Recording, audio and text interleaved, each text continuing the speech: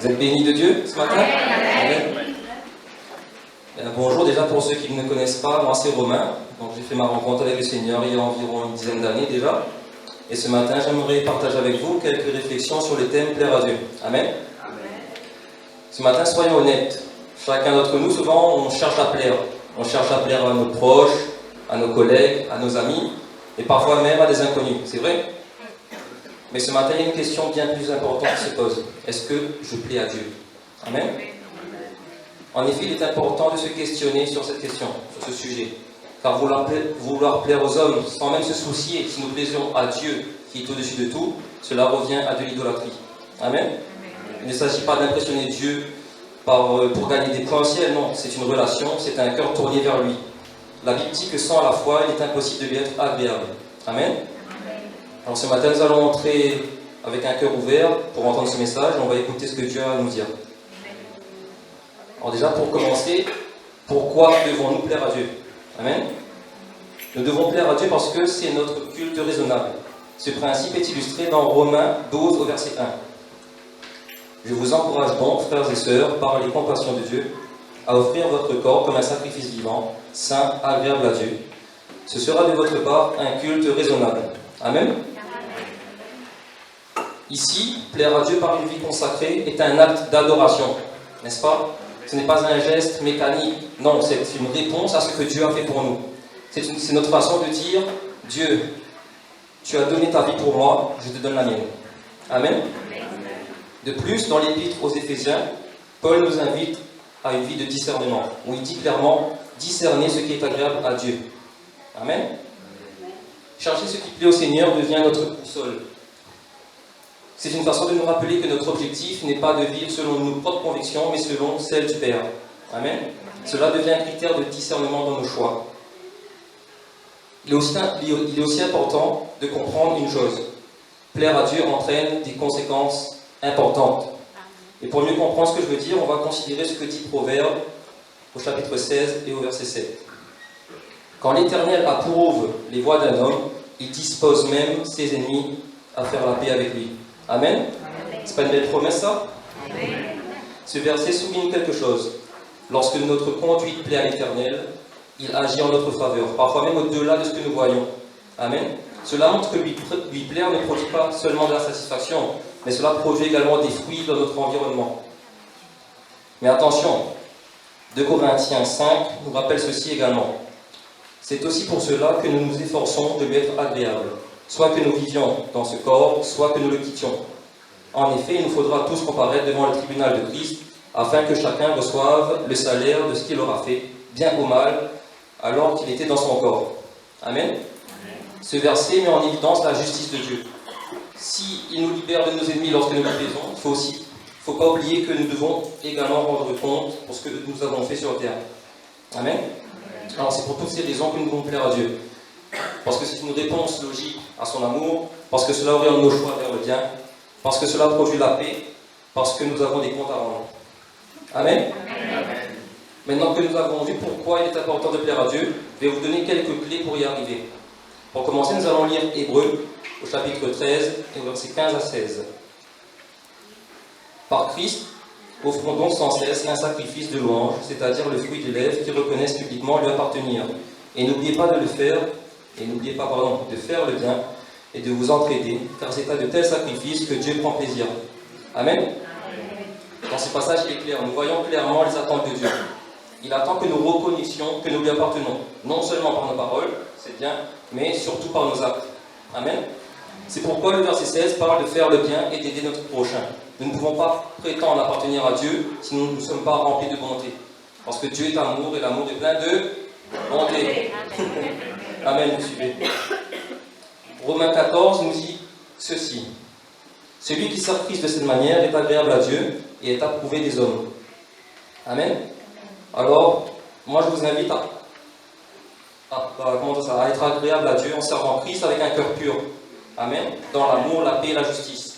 Paul nous appelle dans ce passage à ne pas juger notre prochain, mais plutôt à vivre dans la considération mutuelle. Servir Christ, c'est construire la paix, c'est pas être un obstacle pour les autres. Amen. Et c'est dans cette attitude qui reflète le cœur de Jésus que nous allons plaire à Dieu. Cependant, nous ne devons pas plaire à Dieu seulement par nos œuvres, il recherche avant tout la foi. Je le répète, or sans la foi, il est impossible d'être agréable à Dieu, car il faut que celui qui s'approche de lui croit que Dieu existe et qu'il récompense ceux qui le cherchent. Amen. Alors ce matin, nous approcher de Dieu, ce n'est pas seulement un geste qu'on fait par mécanisme, ce n'est pas un devoir religieux, c'est surtout croire qu'il est là, qu'il nous écoute et qu'il agit. Amen. Maintenant que nous avons commencé à suivre les enseignements de Dieu et à mettre en pratique sa parole, c'est bien, mais je vous invite à continuer dans cette voie. Amen. De même que dans 1 Thessaloniciens 4:1, il est écrit: Maintenant donc, frères et sœurs, vous avez appris de nous comment vous devez vous conduire et plaire à Dieu. De même, nous vous le demandons et nous vous y encourageons dans le Seigneur Jésus, progressez encore. Amen. La vie chrétienne, c'est une croissance constante, ce n'est pas une position figée. Et le Seigneur nous appelle à progresser de jour en jour. Amen. Nous sommes appelés à approfondir notre obéissance, à purifier nos intentions et à aimer plus sincèrement. Amen. Pour conclure, je vous invite à vous poser ces questions quotidiennement. Est-ce que nous plaisons à Dieu dans nos choix, dans notre manière d'aimer, de pardonner? Amen. Alors, je vous laisse ce message ce matin sur votre cœur. Et ce matin, je viens vous parler d'une chose importante qui me tient à cœur, c'est de plaire à Dieu, celui qui récompense toujours par l'obéissance de la foi. Plaire à Dieu impacte une vie, frères et sœurs. Plaire à Dieu impacte toujours dans la vie. Pour dire vrai, le Dieu que nous servons est impactant. Ce qui glorifie Dieu, ce qui fait l'impact d'une vie, c'est la persévérance jusqu'à la fin. Et oui, frères et sœurs, beaucoup commencent des choses, mais peu vont jusqu'au bout avec Dieu. Même dans nos vies quotidiennes, on le voit. Moi, par exemple, il me demande de ranger ma chambre, de dépoussiérer.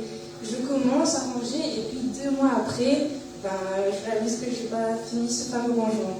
Pourquoi? Parce qu'on a eu l'énergie pour commencer, mais pas toujours la force pour continuer.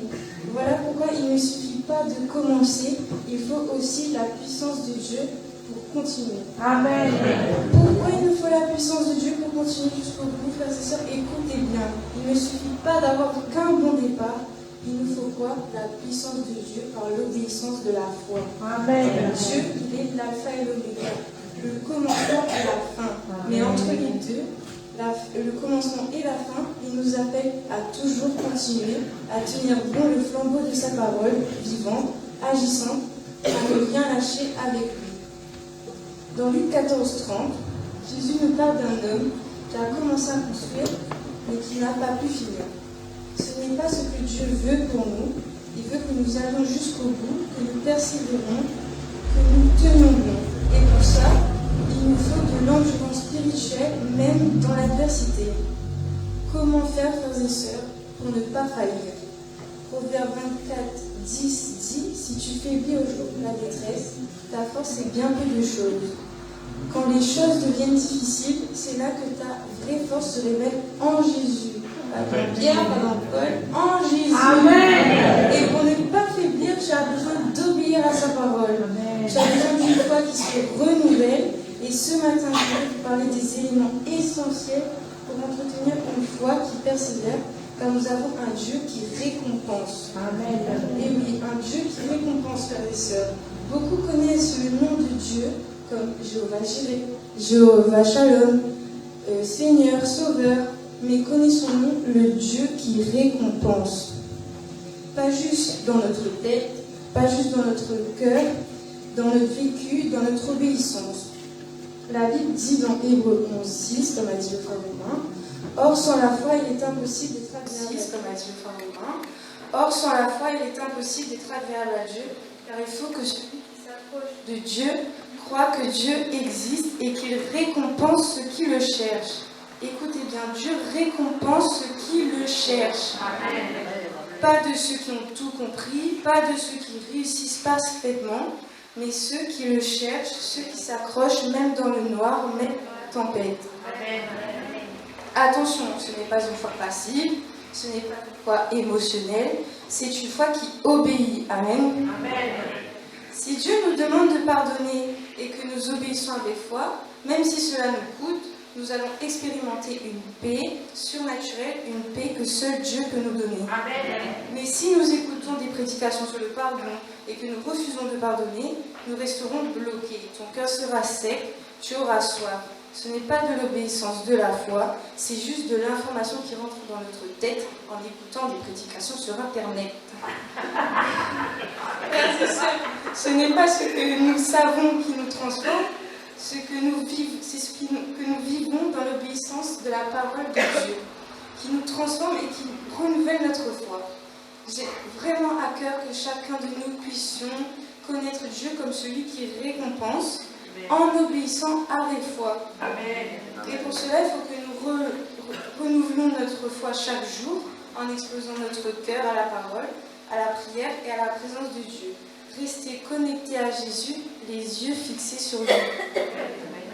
Nous devons construire une vie de piété en protégeant notre cœur car de lui viennent les sources de la vie. Cultiver des habitudes spirituelles, prière, silence, écoute, jeûne, louange, adoration pour une sanctification en Jésus-Christ. Notre foi est comme un jardin. Il faut l'arroser, car sinon il ne sera pas beau et il va mourir de dessèchement. Nous devons triompher du mal par le bien, même quand tu es attaqué, calomnié, fatigué. Nous devons choisir le bien, continuer à semer l'amour, à bénir et à persévérer. Parce que dans Galates 6, 9, il est dit « Ne vous lassez pas de faire le bien, car au temps convenable, vous moissonnerez, si vous ne vous relâchez pas. » Dieu nous a donné la foi pour commencer, mais aussi la foi pour continuer. Il veut nous voir atteindre un but, arriver jusqu'au bout. Celui de la vie éternelle, frères et sœurs. Ne nous arrêtons pas au milieu, ne nous essoufflons pas à mi-parcours. Il y a une récompense pour ceux qui persévèrent. Une récompense promise par Dieu, oui, un Dieu qui récompense. Il n'y a pas de meilleure récompense que celle de Dieu lui-même. Ce n'est pas juste ceux qui ont commencé qui seront couronnés, ce sont ceux qui auront tenu jusqu'à la fin. Amen. Et ce matin, je déclare sur vos vies que vous ne serez pas de ceux qui abandonnent, vous serez de ceux qui persévéreront, Amen. Qui obéiront et qui triompheront, par la foi en Jésus-Christ. Amen. Amen. Merci de m'avoir écouté.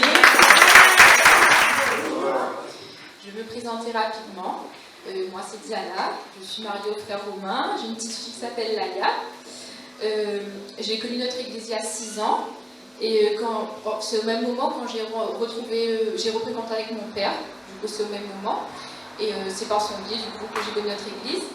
Peu de temps après, Dieu m'a profondément touchée par son Saint-Esprit. Et j'ai su que je devais lui donner ma vie pleinement. Et c'était ainsi que j'ai pris mon baptême, avec la conviction dans mon cœur que Dieu m'appelait à marcher avec lui. Amen. Aujourd'hui, je suis reconnaissante de faire partie de cette famille spirituelle. Amen.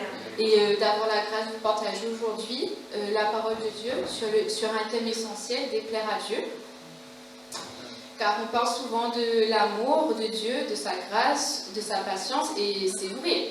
Dieu est bon, lent à la colère, riche en bonté. Mais parfois on oublie que notre manière de vivre peut attrister le cœur de Dieu. Aujourd'hui, je vais vous lire des passages de la Bible qui nous montrent à quel point l'homme peut déplaire à Dieu, mais aussi combien Dieu regarde nos cœurs et nous appelle chacun à marcher avec lui. Amen. Dans Genèse, chapitre 6, versets 5 et 6, il est dit « L'Éternel vit que la méchanceté des hommes était grande sur la terre, et que toutes les pensées de leur cœur se portaient chaque jour uniquement vers le mal. L'Éternel se répandit d'avoir fait l'homme sur la terre, et il fut affligé en son cœur. » Amen. Amen. On peut voir ici que le cœur de Dieu a été profondément attristé. L'homme, par son injustice, sa violence, son égoïsme, avait brisé la communion avec son Créateur. Et ce n'était pas seulement des actes extérieurs, mais des pensées mauvaises, des intentions mauvaises, et même des cœurs détournés, complètement détournés. C'est ça, déplaire à Dieu. Dans Genèse, chapitre 6, verset 8, il est dit « Mais Noé trouva grâce aux yeux de l'Éternel. » Pourquoi Noé? Pas parce qu'il était parfait, mais parce qu'il marchait avec Dieu. Il vivait dans un monde corrompu, il a choisi d'écouter Dieu, d'obéir, même quand cela n'avait aucun sens humainement. La Bible nous raconte que Dieu a confié à Noé une mission. Dans Genèse chapitre 6, verset 14, il est écrit « Fais-toi une arche de bois de gopher, tu diviseras cette arche en compartiments et tu l'enduiras de poids en dedans et en dehors. » Amen. Et plus bas, 8 et 19, « Mais j'établis mon alliance avec toi, tu entreras dans l'arche, toi et tes fils, ta femme, les femmes de tes fils avec toi. Tu feras entrer dans l'arche 2 de chaque espèce de tous les êtres vivants, mâles et femelles, afin qu'ils survivent avec toi. » Amen. Amen. Dieu a demandé à Noé de construire une grande arche, non seulement pour lui, mais aussi pour sa famille, et pour préserver les espèces animales.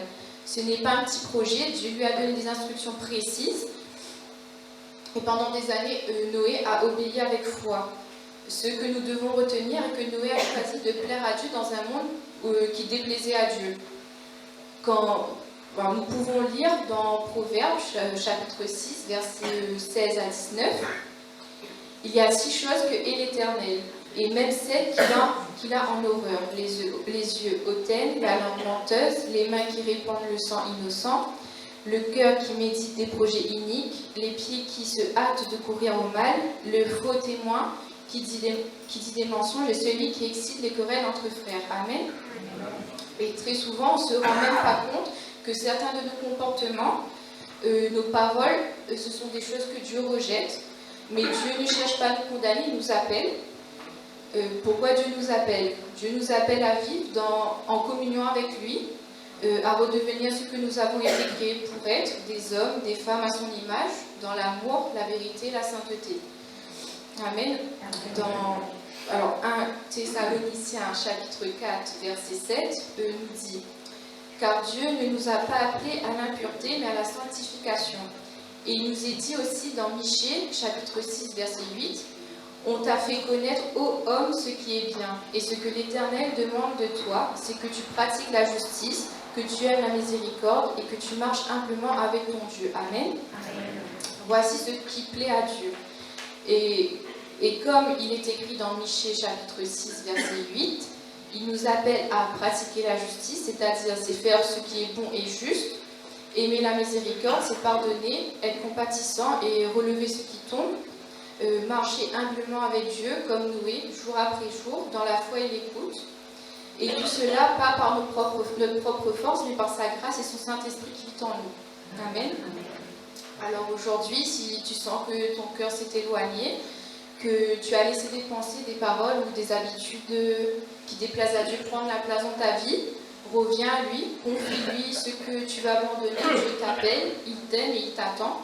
Nous devons être prêts à tout abandonner pour Dieu et faire le premier pas de foi avec un cœur humble et sincère. Amen. Bonjour à tous. Je me présente rapidement. Je m'appelle Baptiste, j'ai 17 ans, enfant de Moïse et d'Isabelle.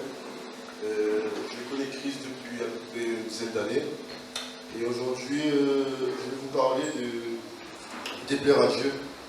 Alors, aujourd'hui, le Seigneur nous appelle à réfléchir sur un sujet. Suis-je en train de plaire à Dieu ou déplaire à Dieu?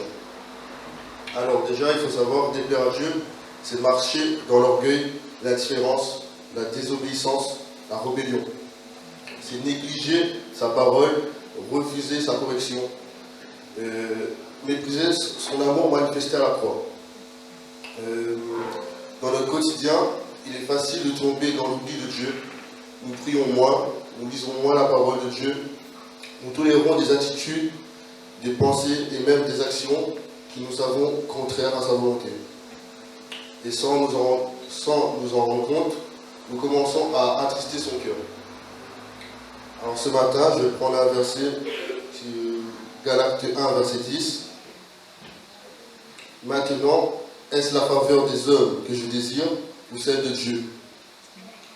Est-ce que je cherche à plaire aux hommes? Si je plaisais encore aux hommes, je ne serais pas serviteur de Christ. Il est facile aujourd'hui de conformer au désir de la chair, de plaire à soi-même ou plaire aux hommes plutôt qu'à Dieu.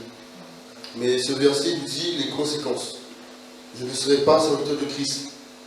Ce qui veut dire, pour être serviteur de Christ, implique souvent d'aller à contre-courant de l'opinion humaine. Ce verset est utilisé pour rappeler que la foi implique parfois des choix difficiles. C'est appeler à la fidélité de Dieu, même si cela coûte la reconnaissance des autres. Ce matin, j'ai un petit témoignage à propos de plaire à Dieu, de mon passé, il y a quelques années de ça, quand j'étais encore au collège. Alors pendant ces années-là, j'avais beaucoup de difficultés avec Christ. J'ai fait des mauvaises choses, beaucoup de choix difficiles. Et mon comportement était pas bon du tout. J'étais complètement perdu. Tous les jours, mes parents recevaient des appels du collège pour dire que mon comportement était pas approprié au collège. C'est n'importe quoi. Et un jour, Dieu m'a dit que je devais faire un choix. C'est soit tu vas faire ma volonté, soit c'est bon.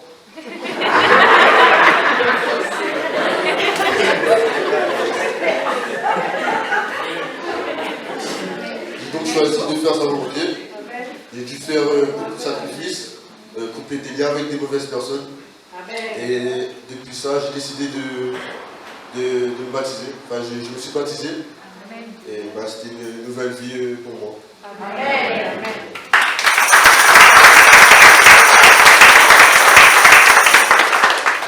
Alors ce matin, je vous encourage de ne pas rester dans les choses qui déplaisent à Dieu.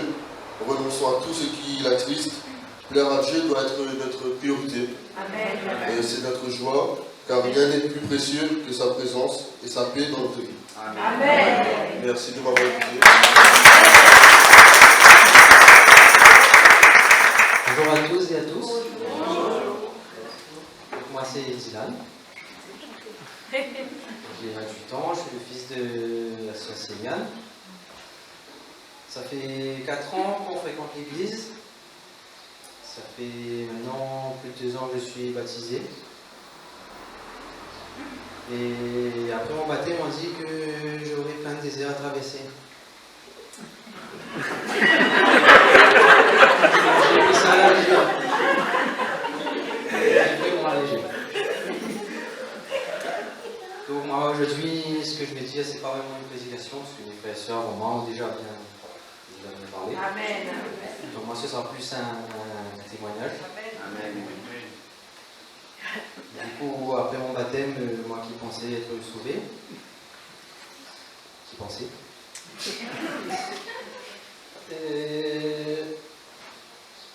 continue à vivre ma vie normalement, heureux.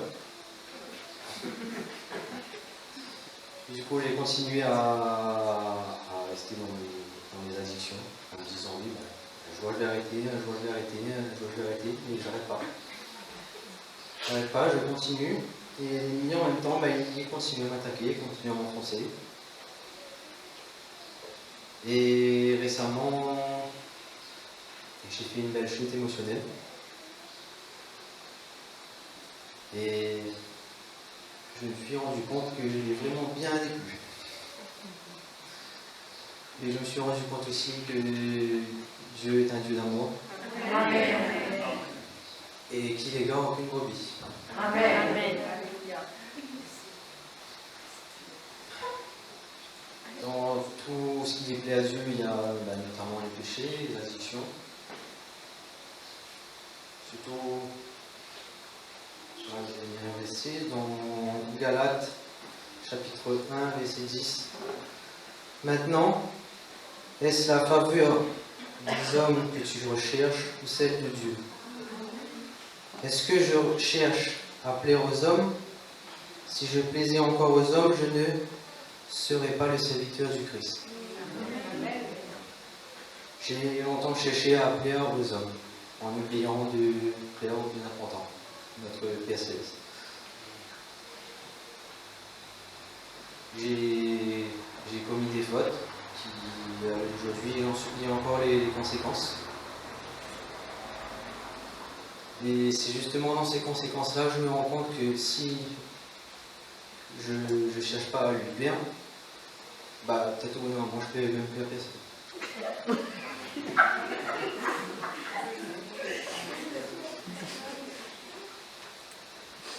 Du coup voilà, maintenant que j'ai plus de temps pour moi, j'ai forcément plus de temps pour le Seigneur.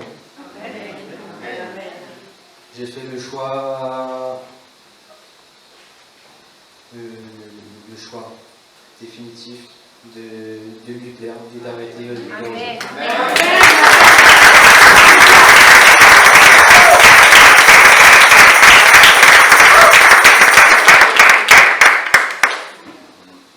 Choisir de réellement commencer à plaire à Dieu, c'est juste la première étape.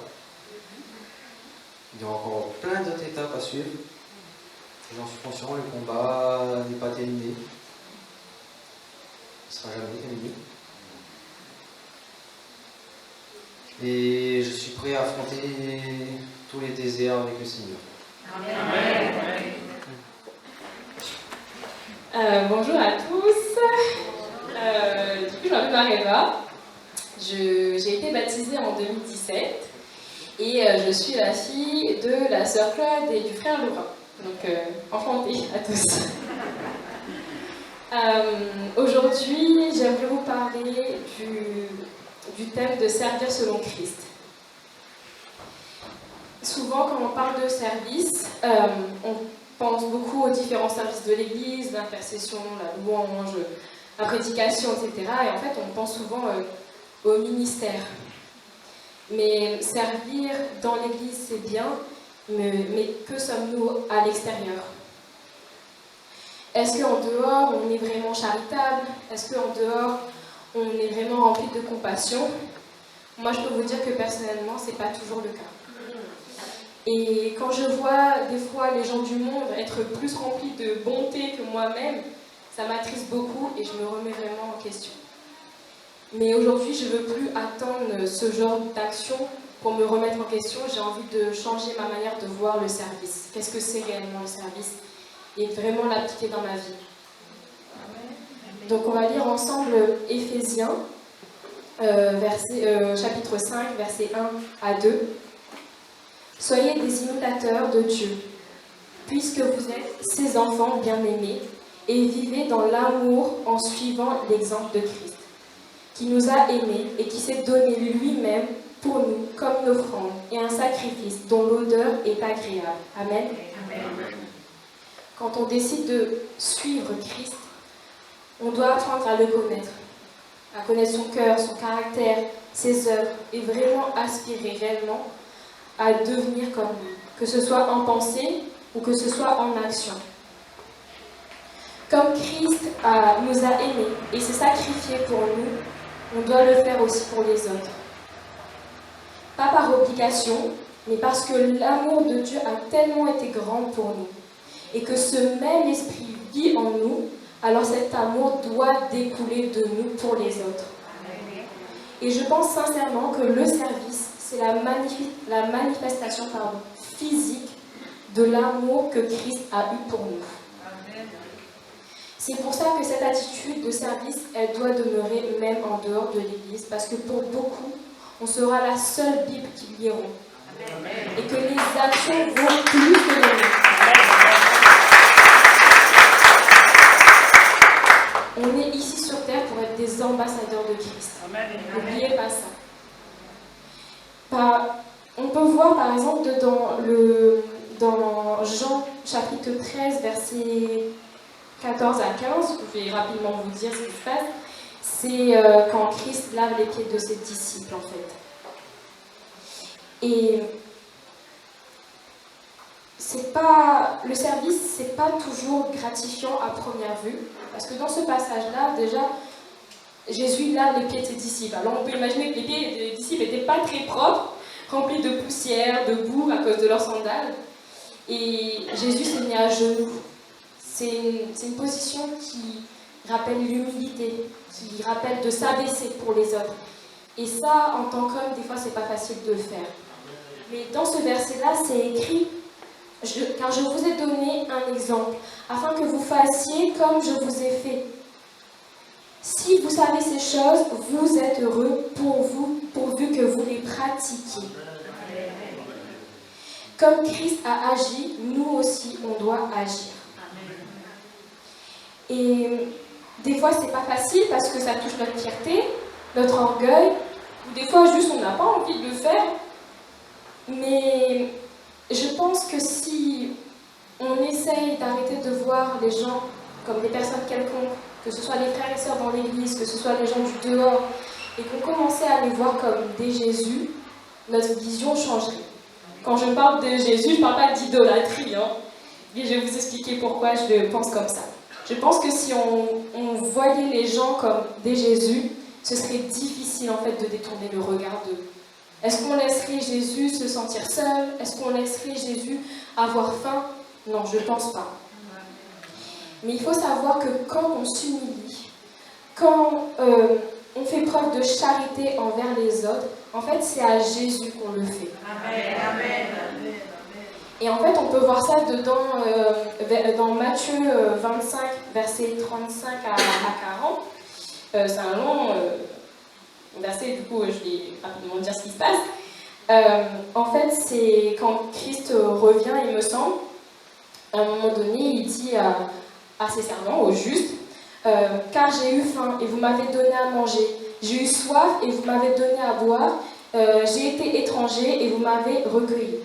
Plus tard dans le verset, c'est écrit, les justes lui répondront, Seigneur, quand avons-nous vu avoir faim et t'avons-nous donné à manger? Ou avoir soif et t'avons-nous donné à boire? T'avons-nous vu étranger et t'avons-nous recueilli, etc. Et donc Christ les répond, je vous le dis en vérité, toutes les fois que vous avez fait ces choses-là, à l'un de ces plus petits de mes frères, c'est à moi que vous les avez faites. Amen. Amen. Donc tous les jours, on a l'occasion d'offrir un câlin à Christ. Tous les jours, on a l'occasion de l'emmener faire ses courses, de lui apporter un repas, de l'inviter à sortir, de lui faire un câlin, de le soutenir, de pleurer, de rire avec lui. Parce que quand on fait toutes ces choses-là, encore une fois, on le fait à Christ. Amen. Et il prend plaisir à ça.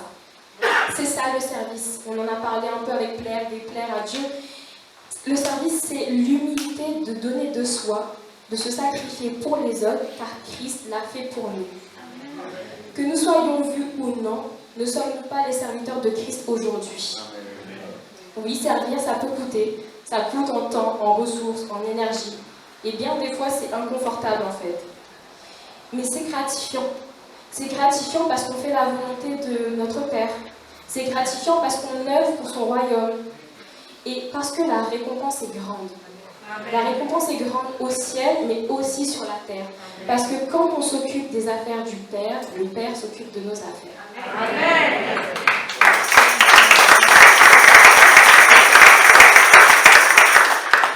Et puis même si c'est difficile, notre joie ne doit-elle pas résider dans l'éternel? Alors faisons-lui plaisir. Amen.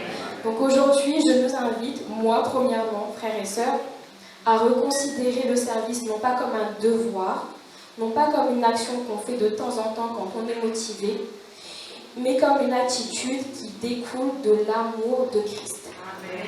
C'est un style de vie. Amen. Soyez bénis. Amen. Bon, ben moi, je m'appelle Pauline, je suis la fille de sœur Annie et du frère Eric qui est derrière à la table de message.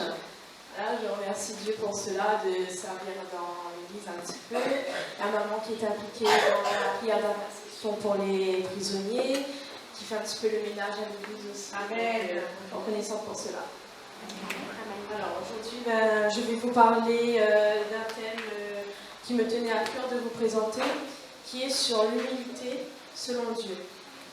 Alors l'humilité, c'est une attitude d'humilité premièrement envers Dieu, envers nous-mêmes et envers les hommes. Nous reconnaissons que nous avons besoin de Dieu, que nous devons être dépendants de lui. On renonce à nous-mêmes, donc à tout ce qui est convoitise, orgueil, arrogance. Et dans notre façon de parler aussi, on doit rester humble. C'est-à-dire qu'on ne doit pas se vanter, on ne doit pas chercher à se glorifier lorsqu'on va parler de Dieu aux autres. On ne doit pas faire mais t'as vu, moi, je suis chrétien, toi, ah oui, chrétien, pas ça comme ça. Ça chrétien ça? Non, pas trop, pas bien. Non, nous devons être un exemple pour les autres. Dieu nous appelle à le servir au travers de nous, mais pas à nous glorifier, nous humainement. Nous sommes les instruments. Amen. Donc, on peut voir aussi au verset 2 Chroniques 7.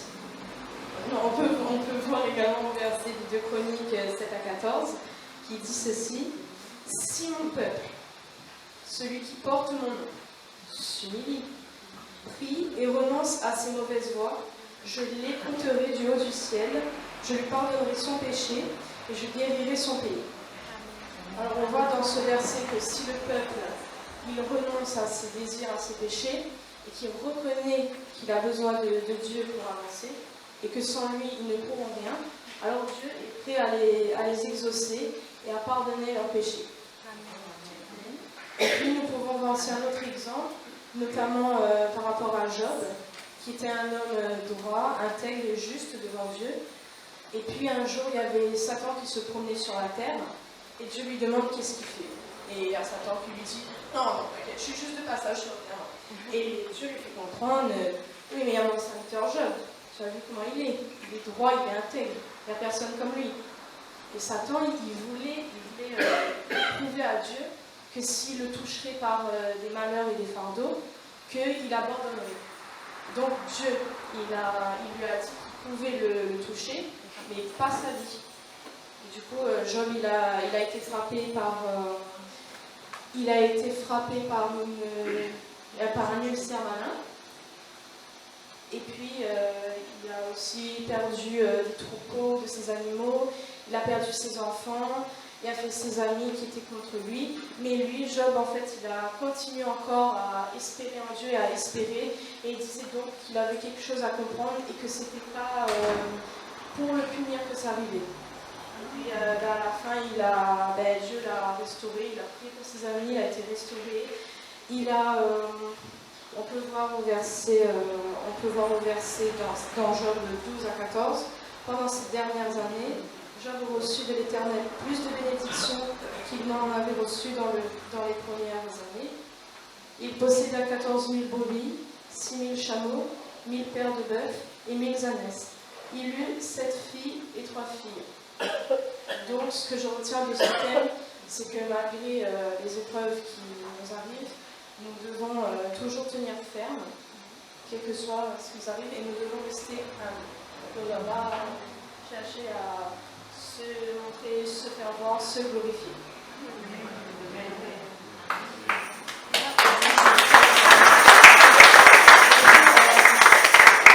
Je vais faire un petit témoignage rapide. Au début, j'étais un petit peu réticente à venir sur scène. Je me suis dit, j'ai envie de choisir un thème qui pourrait à peu près me concerner. Parce que moi, avant, j'étais chrétienne depuis que mes parents, je suis née. Mais moi, j'étais chrétienne du genre, bon, Seigneur, moi je prie, d'accord, je prie.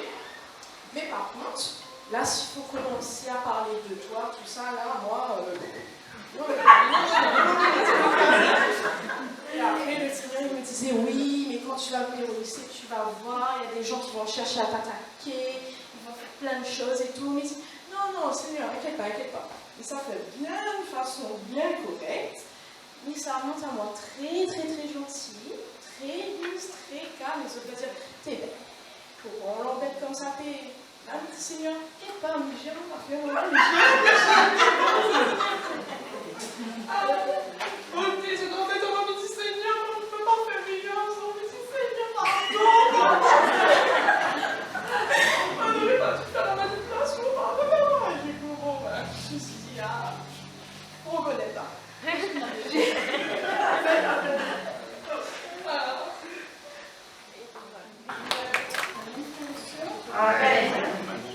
Donc mon sujet, c'est toujours sur l'humilité. Amen. Amen. L'humilité selon Dieu. Amen.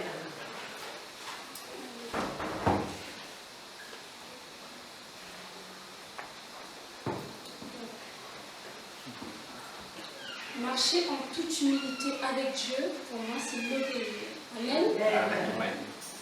Dieu, dans son immense bonté, s'est rabaissé en simple homme pour nous justifier. Amen. Et grâce à lui, nous sommes devenus enfants de Dieu. Amen. Notre Père nous demande de choisir entre deux chemins, celui de la mort ou celui de la vie éternelle. Pour ma part, et par obéissance, je choisis le chemin étroit et resserré qui est la vie éternelle. Amen. Ma famille et moi, nous servirons l'Éternel. Amen. Dieu, au travers de l'apôtre Paul, nous parle d'humilité. Nous pouvons le voir dans Philippiens 2. Il nous est demandé de nous aimer les uns envers les autres. Amen. Amen. En ayant un esprit d'unité. Amen. Amen. Mais vous allez me dire, pourquoi obéir? Ah non, moi je me soumets à personne. Moi. Frères et sœurs, Dieu est Dieu. Amen. Amen. Dieu est Dieu. Amen. Lui qui est au-dessus de tout a pourtant demandé à son propre Père d'éloigner de lui cette coupe. Malgré tout, il est parti. Malgré tout, il s'est sacrifié. Il a obéi pour nous rendre libres. Amen. Ainsi, nous n'avons plus aucune condamnation car nous sommes en Jésus-Christ. Amen.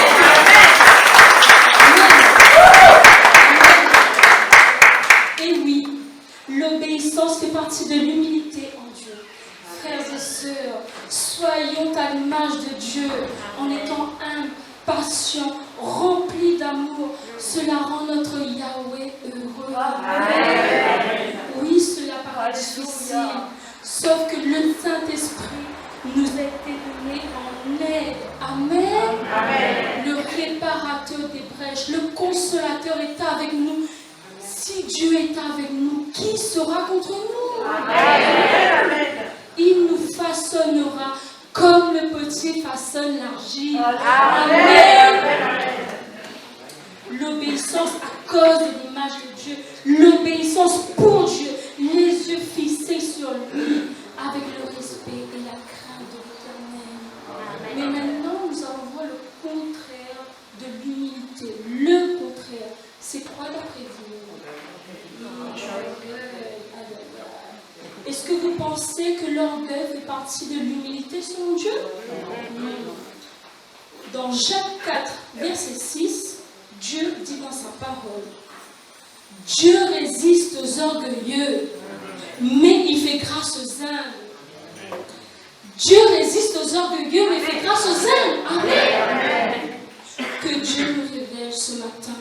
À chaque fois que nous avons remplacé notre humilité par l'orgueil, frères et sœurs, demandons pardon à Dieu. Demandons vraiment, réellement pardon à Dieu. Si nous voulons que notre nom soit inscrit pour toujours dans le livre de la vie, alors résistons à la chair. Résistons à la chair. Demandons pardon à notre Père et ne recommençons plus. Amen. Amen. Marchez donc selon l'humilité de Dieu. Oui, c'est éprouvant, mais enrichissant.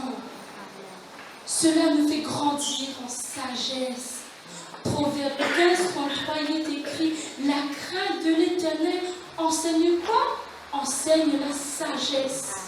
Et l'humilité précède la gloire. Amen. La crainte de l'Éternel enseigne la sagesse et l'humilité précède la gloire. Amen, frères et sœurs. L'humilité par l'obéissance est la clé de la marche selon Dieu avec Dieu. Pour conclure, mes frères et sœurs, je vous exhorte à marcher selon les voies de Dieu, en ayant pour posture l'humilité, l'amour en acte, l'orgueil pour dégoût et le Saint-Esprit pour meilleurs amis. Amen. Amen. De là, nous réussirons grâce au nom de Jésus. Amen. Les ténèbres fuiront loin de nous, Amen. Loin de notre famille, Amen. Loin de nos enfants. Amen. Vraiment, que l'obéissance soit portée en nous, dans le nom puissant de Jésus. Merci Chloé pour partie énergique. Même moi, m'y connais, il est là sur clairement.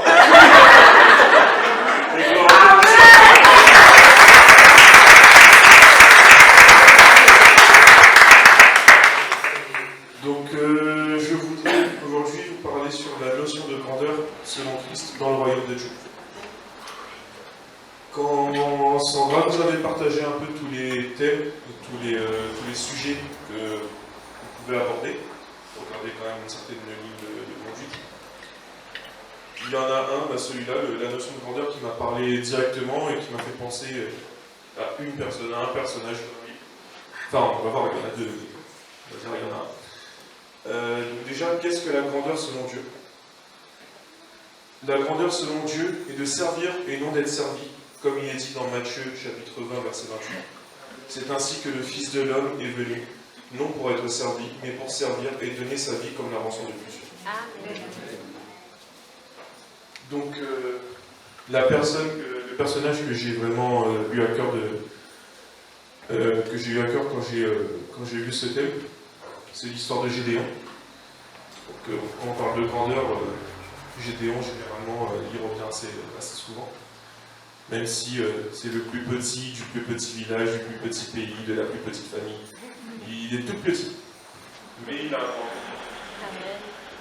Donc, on peut voir dans Juge 6, verset 25. Donc, je ne vais pas tout lire, toute l'histoire de Gédéon. Je pense que la plupart d'entre vous connaissent. Ceux qui ne la connaissent pas, je vous invite vraiment à la lire et à l'étudier.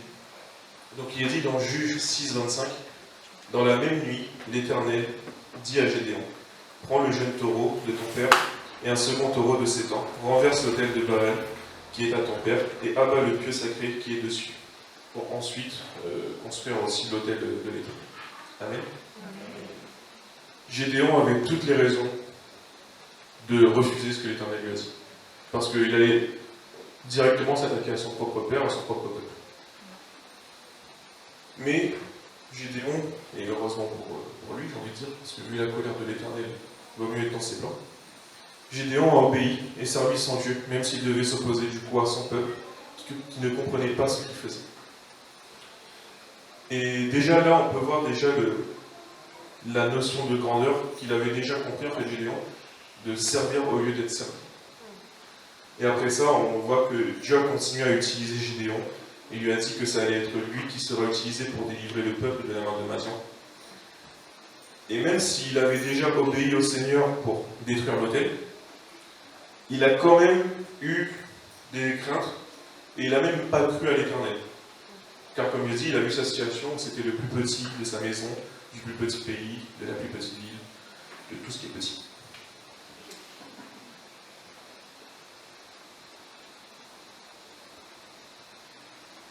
Donc quand l'Éternel lui a dit que c'était lui qui allait délivrer le peuple, il ne crut pas. Il disait que vraiment qu'il ne pouvait pas être utile au Seigneur pour délivrer le peuple, pour délivrer Israël. Mais on voit aussi que le Seigneur a donné ses ordres à Gédéon, mais il ne lui a pas juste dit va combattre Madian seul et tu reviens quand ça arrive. Non, non. Il a vraiment, le Seigneur a une façon d'agir, comme on peut le voir dans Juge 7, où il va expliquer comment choisir les personnes qui allaient accompagner Gédéon, donc pour capturer Madian. De base, ils étaient 30 000. De ces 30 000, le Seigneur a dit, il y en a trop. Alors on parle quand même de Madian et des fils d'Orient, c'est solide. Et de ces 30 000, il en découle 10 000. Donc là, Gédéon se dit, bon, 10 000, c'est pas beaucoup, mais ça le fait. Mais non, le Seigneur dit toujours pas. De ces 10 000, il ne restera que 300. Et là, Gédéon, il passe de 30 000 à 300. Je suis pas très fort en maths, mais c'est pas beaucoup. Mais, il a eu l'obéissance, et du coup, toujours dans le même thème, servir et non être servi. Il est parti avec ses 300 soldats. Et pareil, bon, je ne vais pas trop détailler là-dedans, mais ils ne vont pas faire ça d'une façon très stratégique et tout. Au contraire, ils sont 300, ils se divisent en 3. C'est toujours pas. Mais légion senior. Donc là, ils sont plus que 300. Et on voit que du coup, après, on voit que Gédéon, avec les 300 soldats, réussit à capturer Madian et à délivrer le peuple d'Israël. Mais dans l'autre sens, si la grandeur que nous cherchons n'a pour finalité que d'écraser les autres, nous courons vers notre propre chute. Et c'est pour ça que tout à l'heure, je vous ai dit que j'avais parlé d'un personnage, mais en fait de deux. Parce que on peut avoir cette notion de grandeur, mais ne pas la garder tout. Et le personnage qui m'a vraiment parlé sur ça, c'est l'histoire avec le roi Saül, qui a perdu la notion de grandeur selon Dieu, jusqu'au point où l'Éternel dit à Samuel, dans 1 Samuel 15, verset 11, « Je me repens d'avoir établi Saül pour roi, car il se détourne de moi, et il n'observe point mes paroles. » Samuel fut irrité et cria à l'Éternel toute la nuit. Amen. Saül a tellement déçu l'Éternel que l'Éternel a dit à Samuel qu'il a regretté d'avoir établi quelqu'un. Et je ne sais pas pour vous, mais moi, j'aimerais pas entendre qu'il regrette de m'avoir établi quelque part. Et du coup, on voit dans 1 Samuel 15, versets 1 à 9, du coup. J'ai oublié de mettre le texte dessus, c'est pas grave. Je vous inviterai à le faire chez vous. Donc, on voit que ce passage-là, c'est quand le Seigneur demande à Saül d'aller combattre Amalek, donc un royaume qui n'avait pas ouvert ses portes aux Israélites. Et on voit que le Seigneur avait vraiment mis des directives bien précises aussi pour ça, parce que le Seigneur agit toujours avec des directives. Il ne va pas juste nous envoyer dans le feu. Et il a bien précisé qu'il veut que tout soit détruit. Il n'a pas dit qu'une partie, que l'autre reste, non, il a dit qu'il veut que tout soit détruit. Et normalement, dans l'obéissance, si l'Éternel te dit de faire quelque chose, tu le fais. Amen. Mais là, malheureusement, Saül justement a perdu cette notion de servir et non d'être servi. Il est arrivé tellement à un point où il était le roi, l'un des plus grands rois, où il s'est dit que peut-être il n'avait plus besoin de l'Éternel. Sauf que si l'Éternel t'a établi, l'Éternel peut t'enlever aussi.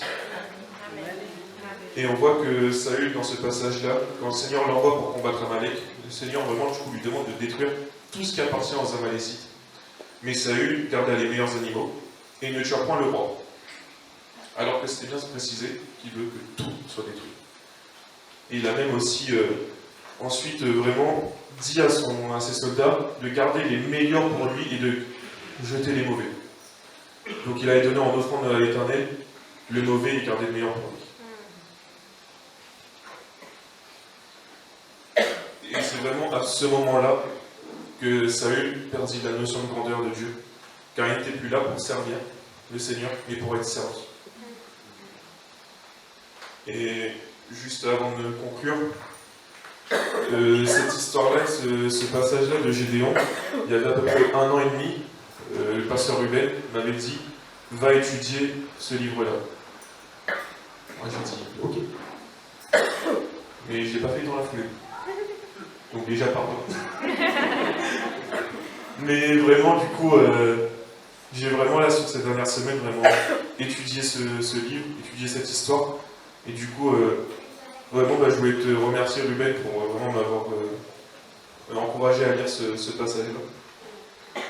Parce que c'est souvent ce qu'on répète depuis ces derniers temps, ce que Ruben, même Yannick, même mon père qui est là-bas, dit souvent. C'est vraiment le plus important pour le Seigneur, c'est son cœur. Amen. C'est ton cœur, parce qu'il va faire une rencontre avec ton cœur, pas avec ta chair. Amen. Ta chair, ton enveloppe charnelle, il s'en fiche. Lui, il veut vraiment ton cœur. Amen. Donc pour conclure, pour moi, le plus important pour avoir la grandeur selon Dieu, c'est de garder son cœur pur et fixé sur le royaume. Amen.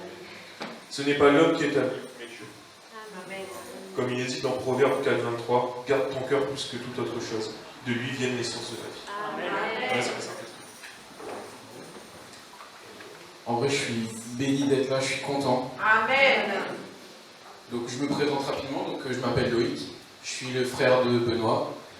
et le fils de mes parents, qui est le fils de Monique et Elisabeth.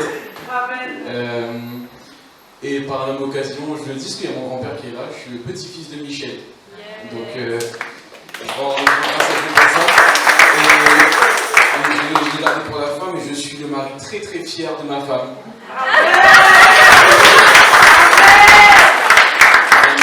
Et je rends grâce à Dieu pour tous les jeunes qui ont pu parler. Donc, c'est moi qui vais conclure aujourd'hui sur les différents sujets qui ont été abordés. Et je suis vraiment béni, très heureux, parce qu'en fait, tout ce qui a été abordé, on s'en est rendu compte avec les gens, on discutait entre nous, on se disait, mais en vrai, ils nous ont donné plusieurs thèmes, mais c'est le même thème en fait. L'humilité, plaire à Dieu, déplaire à Dieu, la notion de grandeur, là c'est le même thème en fait.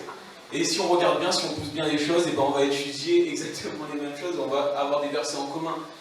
Et oui, on a des versets en commun, pour le coup. Et je rends grâce à Dieu parce que ça veut dire qu'on est guidé par le même esprit. Amen. Amen.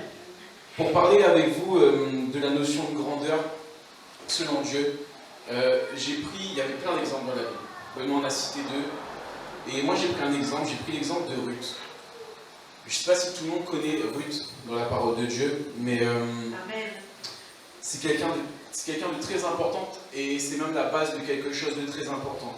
Et quand on connaît son histoire, c'est assez étonnant de voir comment elle en est arrivée là. Je vais contextualiser rapidement, parce que je ne vais pas vous lire tout le passage de Ruth, sinon je ne serai pas dans les temps. Mais Ruth, c'est la belle-fille de Naomi. Naomi, c'est une Israélienne qui est partie vivre dans le pays de Moab, du coup le pays d'où Ruth venait. Ruth se maria avec un des fils de Naomi, et il s'avère que le mari de Naomi mourut, les fils de Naomi mourut, et ce qui fait que Ruth se retrouva seule avec ses belles-filles. Donc, l'une d'entre elles étant Ruth, je ne vais pas m'attarder sur l'autre belle-fille, mais je vais vraiment rester focalisé sur Ruth. Et ce qui fait que du coup, elle resta seule.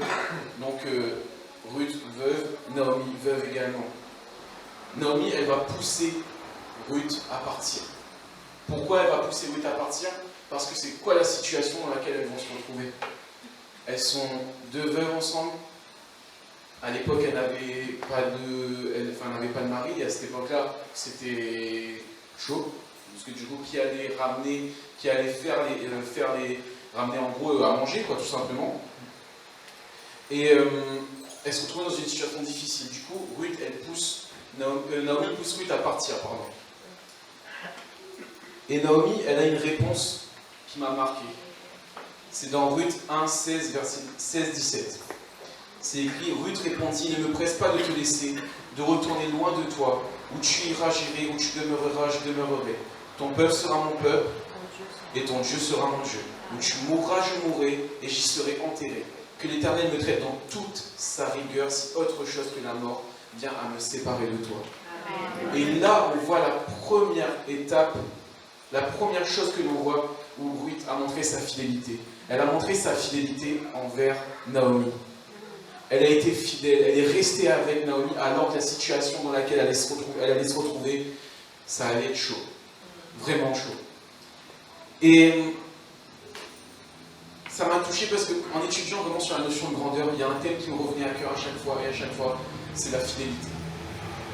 Naomi, et Ruth est restée fidèle à Naomi. Et elle l'a montré au travers de ce qu'elle a dit là. Et ce qu'elle a dit, c'est plus que de simples mots, c'est une vraie déclaration qu'elle a dit à Naomi. Elle va rester, et quoi qu'il arrive, elle ne bougera pas et elle prendra soin de sa belle-mère. Arrivée du coup en Israël, parce qu'elles sont retournées en Israël, elles étaient dans une situation difficile. Et Ruth, elle est partie pour glaner dans des champs, pour essayer de récolter un peu à manger, pour se nourrir. Et elle va pour aller récolter, on va dire, les restes. En gros, il y avait des moissonneurs dans ce champ qui moissonnaient. Et Ruth, elle passait derrière ces moissonneurs pour prendre ce qui pouvait rester, ce que eux ne récoltaient pas, tout simplement. Et c'est très peu, finalement. C'est très peu ce qu'elle a fait. Enfin, c'est très peu ce qu'elle avait à faire, entre guillemets. Mais ce qui est important là-dedans, c'est comment elle l'a fait. Elle l'a fait avec fidélité. Elle l'a fait en se donnant à fond. À un moment donné, Boaz, à qui ce champ appartenait, est venu parler à un de ses serviteurs. Il lui a dit, mais qui est cette femme? Ce serviteur lui a dit, cette femme, elle est là depuis le matin jusqu'au soir. Elle ne s'est reposée qu'une fois pour ramasser les restes. Quand j'ai lu ça, moi, ça m'a marqué parce que je me suis dit, mais Seigneur, est-ce que moi, quand je dois faire les restes ou quand je dois faire des petites choses, est-ce que moi, je le ferai du matin au soir sans me reposer? Non, je pense que je le ferai pas trop tôt le matin, que je me plaindrai beaucoup entre le matin et le moment où je me repose, et peut-être je me reposerai beaucoup. Mais je dirais, je le ferai peut-être pas comme ça.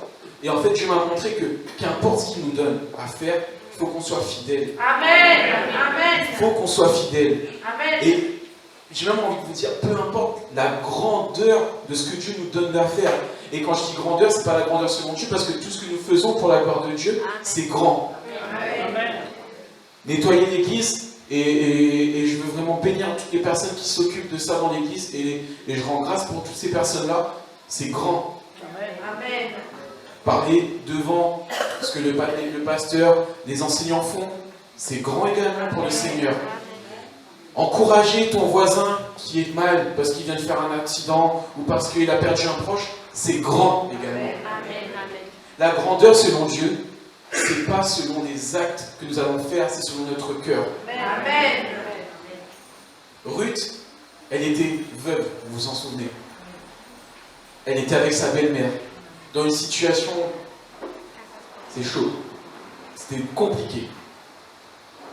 Boaz a vu Ruth, et Ruth a trouvé grâce aux yeux de Boaz, parce qu'il a entendu parler de ce qu'elle avait fait.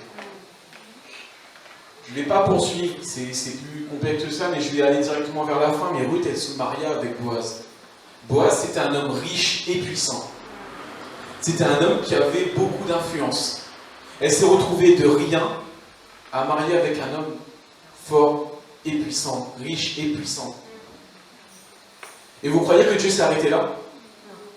Est-ce que vous pensez que Dieu s'est juste arrêté là? Il a dit c'est bon, Ruth elle a été fidèle, stop là, terminé, j'ai donné juste ça parce qu'elle a fait un petit peu comme ça, donc moi je donne comme ça. Non, non. Vous savez où Ruth elle a fini? Comment Ruth elle est dans... Est-ce qu'on recite Ruth dans la Bible ou pas?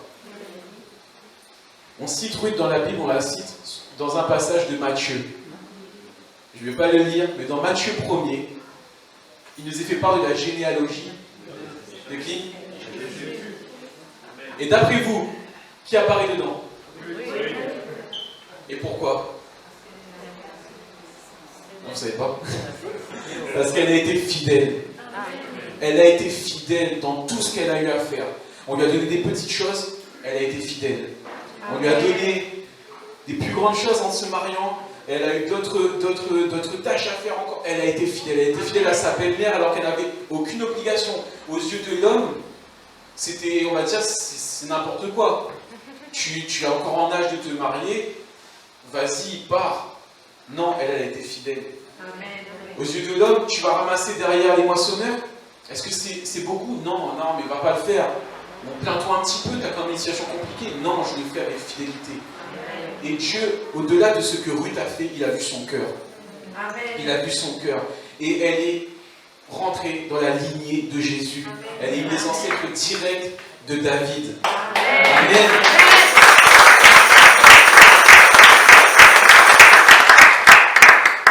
J'ai envie de nous encourager à être fidèles comme Ruth l'a été. Ce ne sera pas facile tout le temps. J'imagine, souvent on lit la Bible, on lit ça vite fait, et on a l'impression que, aussi vite fait qu'on a lu ça, c'est aussi vite fait que ça s'est passé. Mais non, Ruth, elle a dû cheminer, elle a dû galérer, elle a dû être dans des situations compliquées, mais elle est restée fidèle. Restons fidèles, quel que soit ce que Dieu nous donne de faire. Il nous dit de nettoyer les chaises, sois fidèle. Il te dit d'accompagner quelqu'un à un endroit en particulier, sois fidèle. Fais-le comme si, ce que Marie-Va disait tout à l'heure aussi, fais-le comme si tu le faisais pour Jésus. Vraiment, c'est vraiment là-dessus que je veux nous encourager. Et quand je disais tout à l'heure qu'on avait des versets en commun avec les frères et sœurs, c'était quand? C'était jeudi, on a fait des répétitions.